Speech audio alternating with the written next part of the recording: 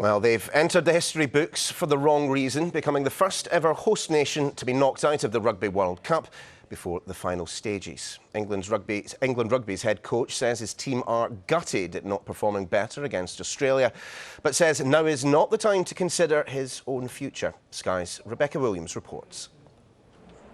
A young team that had the hopes of a nation on their shoulders. Beaten by Australia, England have crashed out of the World Cup. And today there's been pressure for the coach Stuart Lancaster to resign. He's apologised but insists there's no point in making hasty decisions. All things are being considered, but not for now for me. It's a situation. I just sat in front of the management team in the hotel and said, we've got a game to play on Saturday. And it's not the time now to make a decision like that. And former players have been quick to jump to his defence. 100% I believe Stuart Lancaster is the right man for the job. I feel he wants to stay in that role. I imagine the RFU will have learnt from 2011. I think letting Martin Johnson leave the setup was a mistake.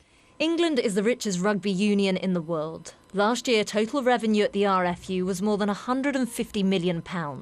Around £5 million of that came from Sport England for the grassroots game, and £75 million was then reinvested at all levels. But it's also elite players that are benefiting, with money being spent on specialist coaching to help improve performance. The England team's based here at Pennyhill Park. There's been a lot of investment in these facilities, including a state-of-the-art pitch that cost more than £1 million. At the moment, the team aren't delivering on that investment, and now questions are being raised about the future of England rugby. And one of the RFU's objectives from the Rugby World Cup was to grow grassroots participation. £4 million has also been invested to develop the game for women and girls. And despite last night's devastating defeat at this local match in Camberley today, people have said youngsters are still inspired by the World Cup. I like playing, so it's good to have people like to be role models and try and be like them.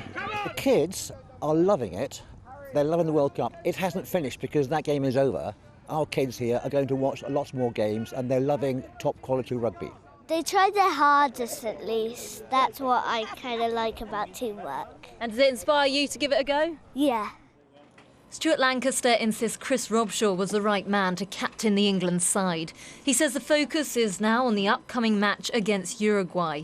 But the nation knows the dream ended here. The question is what lies ahead for England rugby. Rebecca Williams, Sky News.